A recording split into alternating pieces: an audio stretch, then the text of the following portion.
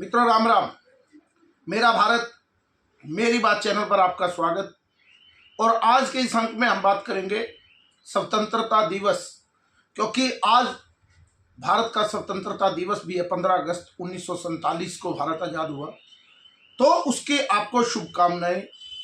और ये जो आज़ादी हमें मिली अंग्रेजों से, 15 अगस्त 1947 का वो दिन, वो आज़ादी केवल ऐसे ही नहीं मिल गई। ठीक है, एक गीत गाया गया, दे दी तूने आज़ादी बिना खड़ग बिना ढाल, साबरमती के संत तूने कर दिया कमाल। क्योंकि हम तो पैदा नहीं हुए थे उस समय, आज भी 1975 जब इमरजेंसी लगी तब हम पैदा हुए, लेकिन उससे भी 28 वर्ष पहले जब ये गीत गाया गया और बताया गया कि बिना खड़ग और ढाल के हमें आज़ादी मिल गई। लेकिन ये कितना सत्य है और ये कितना असत्य है, इस पर भी विचार करना होगा। अभी 15 अगस्त 2021 के अंदर देश की लाल किले की प्राचीर से नरेंद्र मोदी देश के प्रधानमंत्री ने एक घोषणा की थी कि 1947 में जब भारत का बंटवारा हुआ, तो उससे पहले बंटवारे के दौरान और बाद में जितने नरसंहार भारतीय लोगों के हुए, वो महाभारत के इतिहास के बाद, महाभारत में तो फिर भी कहीं ना कहीं राज्य के लिए लड़ाई हो रही थी, लेकिन यहां जो लोग मारे गए, क्योंकि वहां तो आपस में आमने सामने युद्ध था, निर्दोष लोग मारे गए। महाभारत काल के बाद सबसे बड़ा नरसंहार हुआ। 10 से 20 लाख लोग, यानी कि 15 लाख के लगभग लोगों का नरसंहार हो गया और देश आनंद में डूब रहा था। आपको ध्यान होगा, जब देश का आजादी मिली उससे पहले एक कमरे की एक टेबल पर बैठ के जिन्ना और नेहरू और माउंटबेटन, 3 लोगों ने कुछ एक नक्शे पर दीवारें खींची, नक्शे पर अपने पेंसिल से दीवारें खींच दी कि ये हिस्सा पाकिस्तान का, ये हिस्सा भारत का, इंडिया। तो उन रेखाओं के साथ ही ये तय हुआ कि मुसलमान लोग, क्योंकि पाकिस्तान का जो जन्म हुआ वो मुस्लिम आधार पर हुआ कि मुसलमान और हिंदू दो अलग अलग रियासतें हैं, दो अलग अलग जातियां हैं, अलग अलग स्वभाव है, ये एक साथ नहीं रह सकते। इसलिए जिन्ना ने पाकिस्तान की मांग की, जबकि पाकिस्तान से सर सैयद अहमद खान 1880 से अलग पाकिस्तान की बात पहले ही कह रहे थे। उसके बाद लियाकत अली ने 1933 में बात की, वो विषय अलग हो जाएगा। जिन्ना का तो रूप 1940 में आया, लेकिन उसको, जिन्ना को भी जो भगवान बनाने का काम किया वो महात्मा गांधी ने किया, उस पर भी किसी दिन एक पूरी चर्चा करेंगे। लेकिन कहने का मतलब कि देश का बंटवारा हुआ, इतना सुंदर देश, उसकी 2 भुजाएं काट दी गई। एक पंजाब की थी जो पश्चिम पंजाब टूटकर पूर्वी पंजाब बन गया, और एक पश्चिम बंगाल और पूर्वी बंगाल से बांग्लादेश, यानी उस समय का पूर्वी पाकिस्तान और पश्चिमी पाकिस्तान, जो भारत माता की 2 भुजाएं थी, दोनों तरफ से काटकर मुसलमानों को दे दी।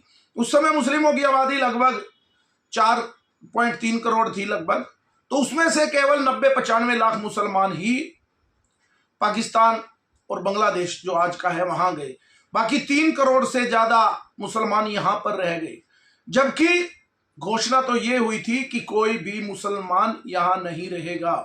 और बाबा साहब अम्बेडकर ने भी ये बात कही थी उस समय कि अगर देश का बंटवारा होगा, वैसे तो देश का बंटवारा नहीं होना चाहिए, लेकिन अगर देश का बंटवारा हुआ तो वो पूरी तरह से होना चाहिए। एक भी मुसलमान फिर यहां नहीं रहना चाहिए, क्योंकि मुसलमान कभी भी हिंदू को अपना राजा यानी प्रधानमंत्री स्वीकार नहीं करेगा और वो हर समय यहां पर देश के साथ षड्यंत्र करेगा। ये बाबा साहब भीमराव अंबेडकर की दूरदर्शिता उसी के समय थी। लेकिन नेहरू को उसी समय प्रधानमंत्री बनना था और महात्मा गांधी कह रहे थे कि ये बंटवारा मेरी लाश पर होगा, लेकिन उन्होंने उस बंटवारे को स्वीकार करने की भूमिकाएं पहले बनानी शुरू कर दी। बहुत से लोग कहते हैं कि नेहरू ने बहुत लंबा राज किया, 15 साल राज किया, 1947 से 1962 तक। नेहरू 1946 में देश के पहले प्रधानमंत्री बन गए थे, 1947 में नहीं बने, लेकिन वो 6 साल बिना चुनी हुई सरकार के प्रधानमंत्री थे। अगर कांग्रेस अध्यक्षों की भी बात करें तो उसमें भी सरदार पटेल प्रधानमंत्री चुने गए थे जो वोट चोरी की बात करते हैं, लेकिन विषय आज फिर वो वोट चोरी नहीं है। विषय है कि इतनी बड़ी त्रासदी नरेंद्र मोदी ने उसको समझा और उसको कहा कि देश जो उस समय हमारे लोग मारे गए, शहीद हुए देश के बंटवारे में, जिनका कोई कसूर नहीं, तो उन शहीदों के लिए भी कोई दिन तो ऐसा होना, उनको याद नहीं किया गया 1947 से लेकर 2021 तक। बल्कि क्या कहा गया, जो भारत से भारत में, क्योंकि 1947 में देश का बंटवारा उस समय सारा भारत एक था और सब लोग पंजाब में रहने वाले थे, कुछ सिंधी भी थे लेकिन ज्यादातर लोग पंजाब में रहने वाले थे। तो उनको यहां आकर रिफ्यूजी और पाकिस्तानी कहा गया कि पाकिस्तानी हो तुम। कितना बड़ा दंश हमारे समाज को भी झेलना पड़ा, उन हिंदुओं को और सिखों को, कि उनको पाकिस्तानी कहकर बुलाया गया। लेकिन याद किसी ने नहीं किया। तो 14 अगस्त विभाजन विभीषिका स्मृति दिवस के रूप में देश के प्रधानमंत्री नरेंद्र मोदी ने चिंता की और कहा कि ये पूरे देश में ये दिन 14 अगस्त का, क्योंकि आजादी से पहले उन लोगों को याद करना जरूरी है जिनके देश में बंटवारे के समय प्राण गए। अब बात करते हैं कि प्राण क्यों गए। मैं एक प्रश्न पूछना चाहता हूं। आजकल कांग्रेस के राहुल गांधी बड़े सुपरस्टार हुए हैं, जो टी शर्ट पहन के घूमते हैं और सबसे प्रश्न करते हैं और उत्तर देने का उनकी हिम्मत ही नहीं होती। लेकिन हमारा एक प्रश्न है कि आप एक बात तो बताइए कि देश का बंटवारा किस रूप में हुआ, किसके लिए किया? क्या वो धर्म के आधार पर बंटवारा नहीं हुआ? तो यहां सारी सुविधाएं मुसलमानों को दी आप लोगों ने, लेकिन हम हिंदुओं का क्या कसूर था जो वहां से 15 लाख की संख्या में मारे गए और ट्रकों में भरकर हमारी माताओं बहनों को ले जाकर और उनकी अस्मिता लूटी गई। उसकी संख्या 1 लाख से ऊपर थी और 70 लाख से ऊपर लोग उजड़ गए। यानी एक स्थान से अपना घर छोड़कर सब कुछ छोड़ते हुए किधर आए? अपना धर्म बचाने के लिए। भारत से भारत में, हमें पाकिस्तानी नहीं बनना, हमें अपना धर्म नहीं छोड़ना।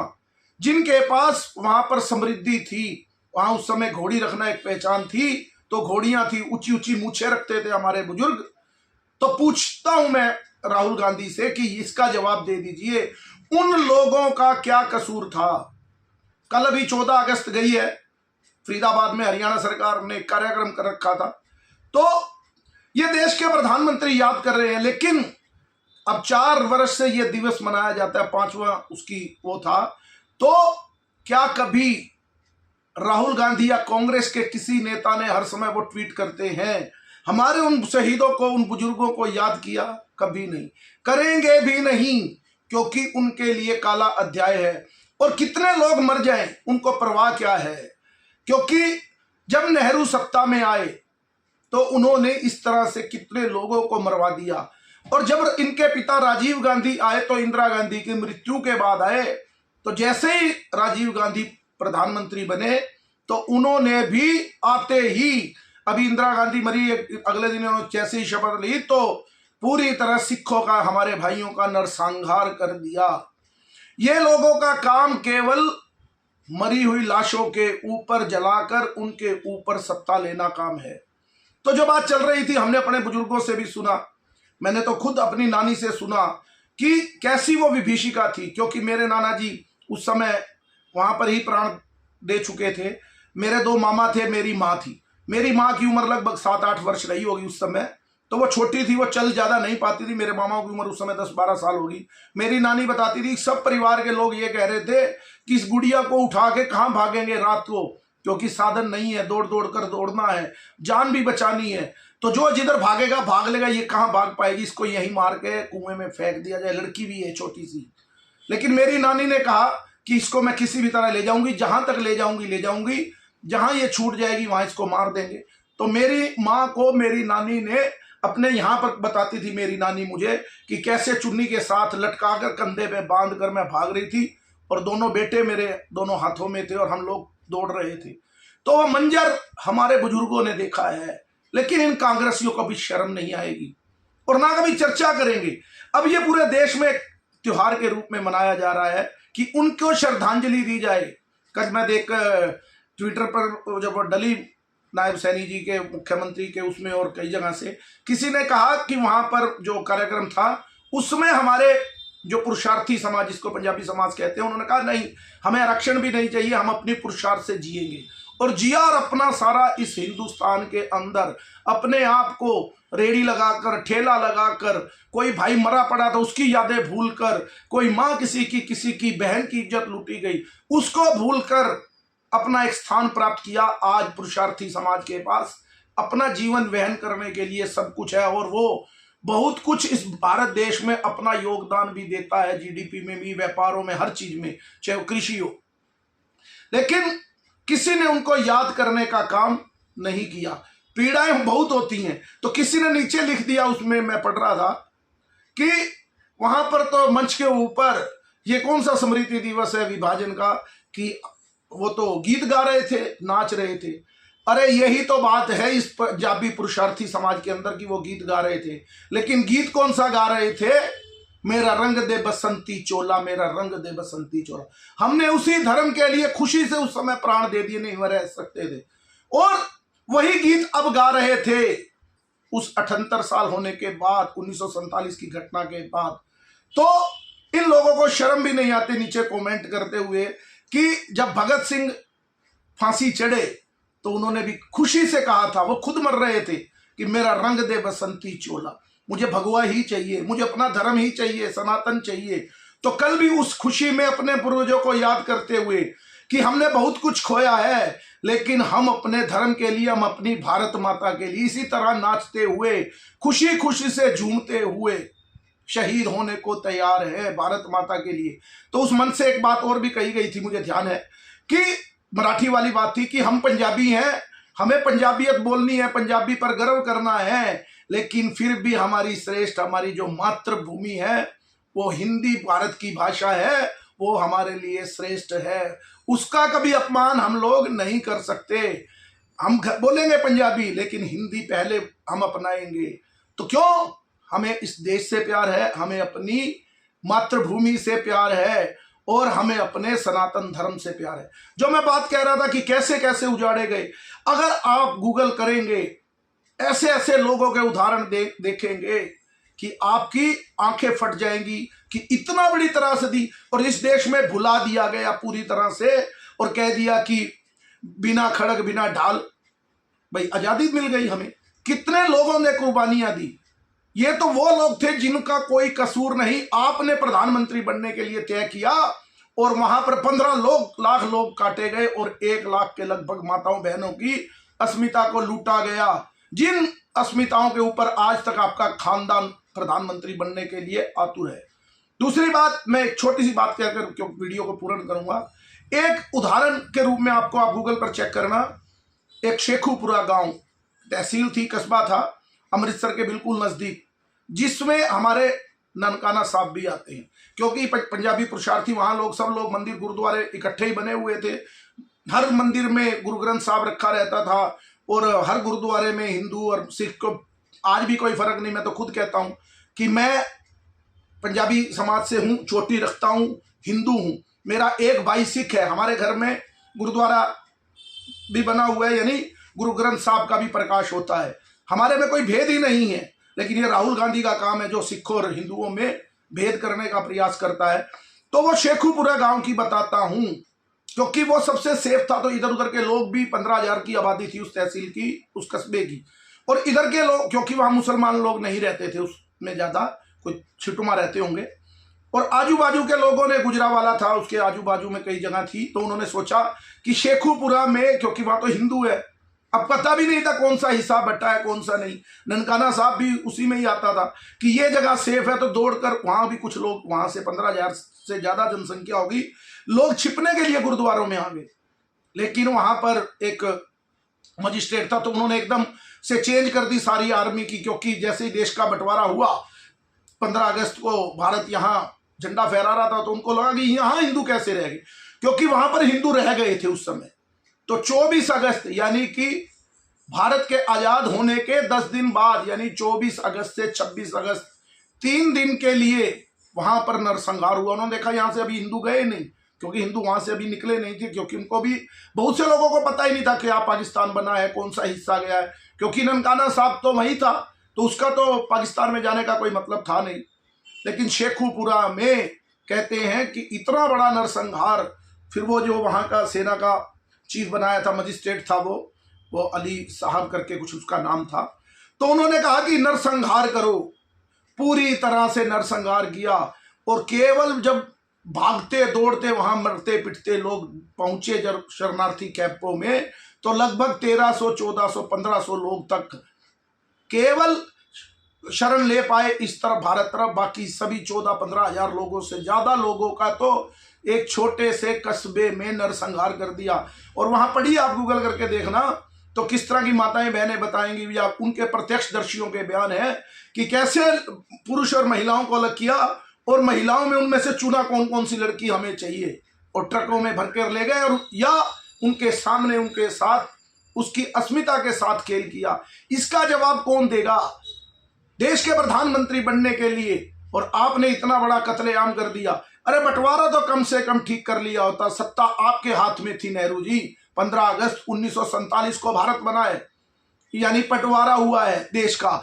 1946 सितंबर में, यानी 1 वर्ष पहले से ही आप प्रधानमंत्री थे, आपको देश बांटना था, तो कम से कम उसको तो सही ढंग से बांट लेते। और उसके बाद जो अन्याय करने का काम किया है, क्या किया कि वो जमीन हम तो वहां से छोड़कर आ गए, लेकिन यहाँ की जो जमीनें थी, जो मुसलमान लोग यहाँ से कुछ 1 लाख के करीब, क्योंकि बाकी देश में रह गए थे, केवल यही हरियाणा, पंजाब, दिल्ली के कुछ मुसलमान वहां गए थे, क्योंकि दक्षिण भारत से जिन्होंने मुस्लिम लीग के वोट किया, उनमें से कोई भी मुसलमान इस देश को छोड़कर नहीं गया। तो यहां से कुछ लोग छोड़कर गए, तो यही हमें बसाया। तो उसी समय क्या किया गया, उसको भी वक्फ बोर्ड बनाकर, हमारी जमीनें, क्योंकि हमें आकर यहाँ दुकानें मिल गई, वो छोड़ गई, वक्फ बोर्ड बनाकर आज तक हमारी पीढ़ियां उसको त्रासदी की रूप में ले रही हैं कि हमारा अधिकार खोस लिया गया। देखिए प्लानिंग इस नेहरू गांधी खानदान की।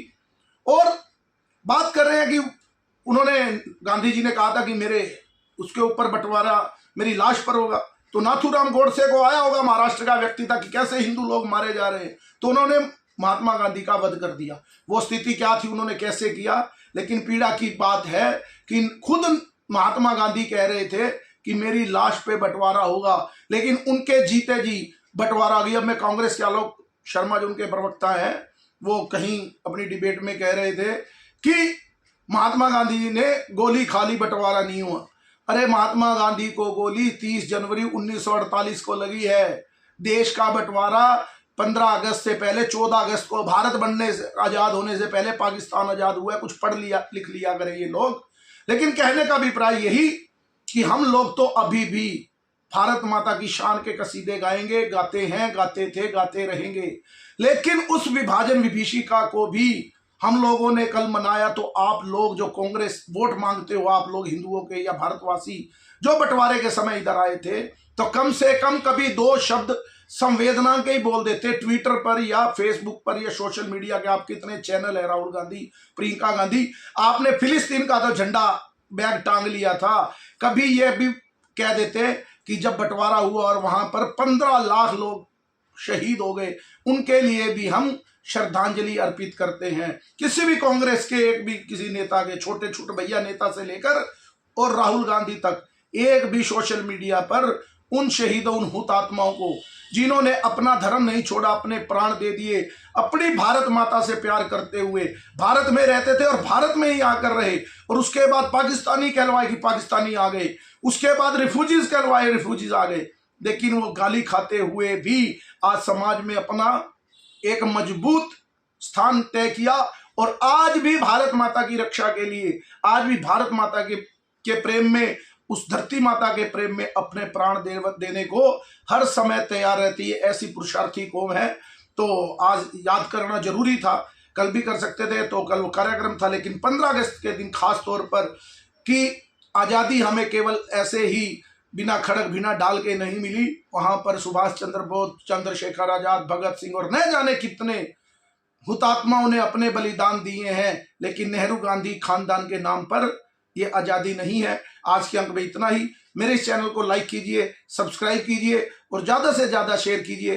भारत माता की जय, वंदे मातरम, जय श्री राम।